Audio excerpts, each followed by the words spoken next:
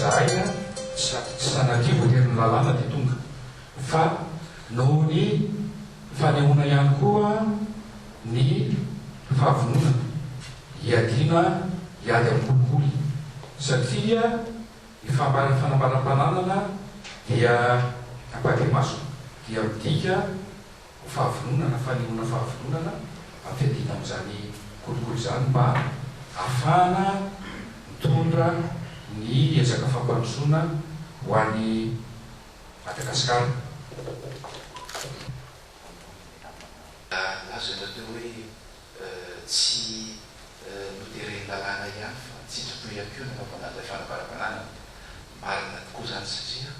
maro ny fandidiny lalàna ny amin'ny zavatra tokony atao kanefa mbola misy ny tsy manao azy na ny mandika n'izany aza atao amin'ny sasany ka midika araky ny voalazanao hoe ara-mafisina misy ny hoe fahavononana izay fahatongavanareo eto izay ary izay fahavononana izay dia dingana lehibe irosontsika any amin'ny adiny kolikoly fantatrareo tsara ny mahazava-lehibe ny fanambaram-pananana ary mety hamdiso izay mety eritseritra anoany milaza hoe ampiasaina amin'ny fanadihadiana le izy satria ny lalàna dia milaza fa